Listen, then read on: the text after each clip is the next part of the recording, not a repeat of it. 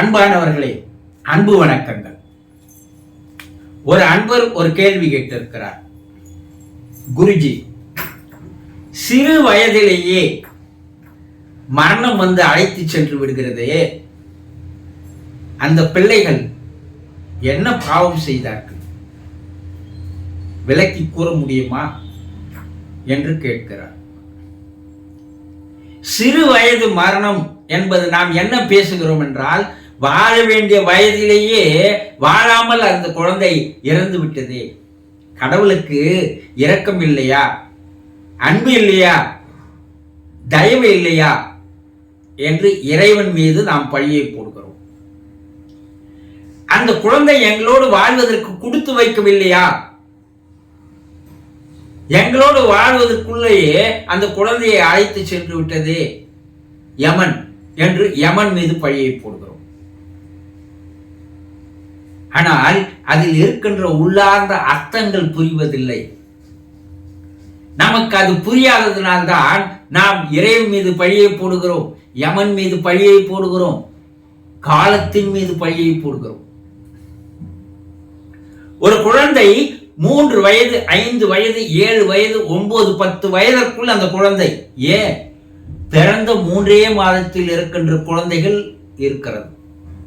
1 வருடத்தில், 2 வருடத்தில் இப்படி பிறந்து அது தன்னுடைய உலகத்தை அனுபவிப்பதற்கு முன்னால், உலக ஞானம் தெரிவதற்கு முன்னால், தன்னுடைய தாயவ தகப்பன் இது என்று தெரிந்து கொள்வதற்கு முன்னாலேயே இருக்கின்ற குழந்தைகள் நிறைய இருக்கிறார்கள் இல்லையா? இதன் பின்னால் ஒரு கர்மா கணக்கு இருக்கிறது.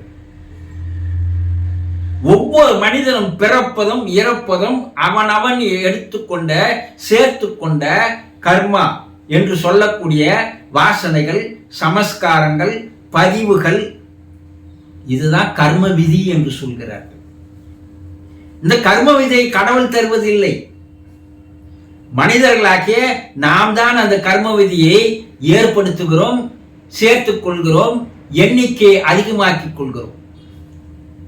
இந்த கர்மா இருக்கின்ற வரை பிறவிகள் இருந்து கொண்டே இருக்கும். கர்மா முடியும் போது பிறவியானது முடிந்து விடுகிறது. அப்போ பல பிறவிகள் ஒவ்வொரு மனிதரும் எடுக்க வேண்டியது இருக்கிறது என்று சித்தர்கள் கூறுவதனுடைய காரணம், கர்மா உன்னிடம் இருக்கின்ற வரை பிறவிகள் இருக்கும்.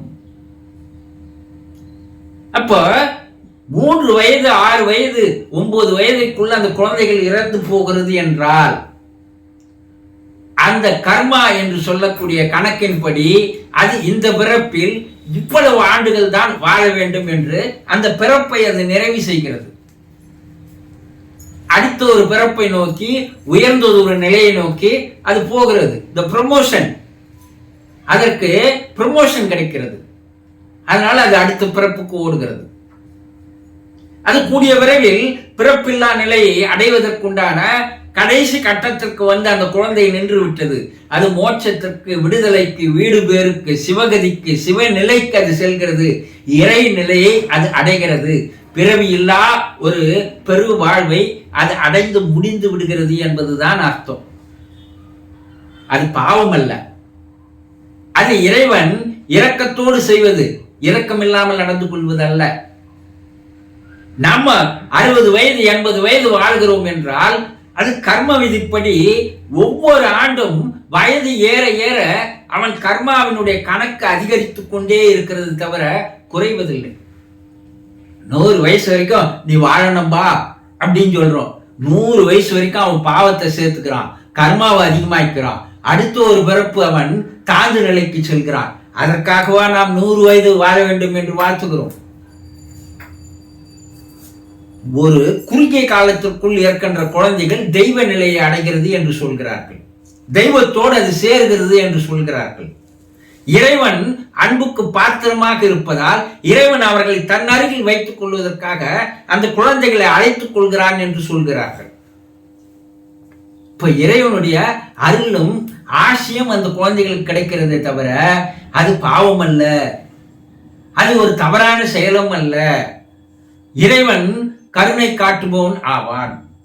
இது யமன் மேல தப்பு இல்ல, இறைவன் மேல தப்பு இல்ல. அந்த குழந்தை நல்ல கர்மாக்களை சேர்த்து கொண்டிருக்கிறது போன பிறப்புல.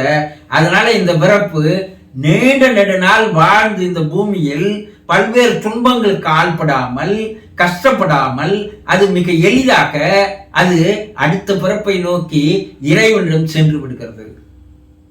ஆக சிறுவயது மரணங்கள் எல்லாம் இறைவனுடைய அருளும் ஆசியும் கிடைப்பதனால் ஏற்படுகிறதே தவிர அது தவறான நிகழ்வுகள் அல்ல என்பதை குழந்தைகளை இழந்த பெற்றோர்கள் தெளிவாக தெரிந்து கொண்டால் இந்த சந்தேகங்கள் வராது.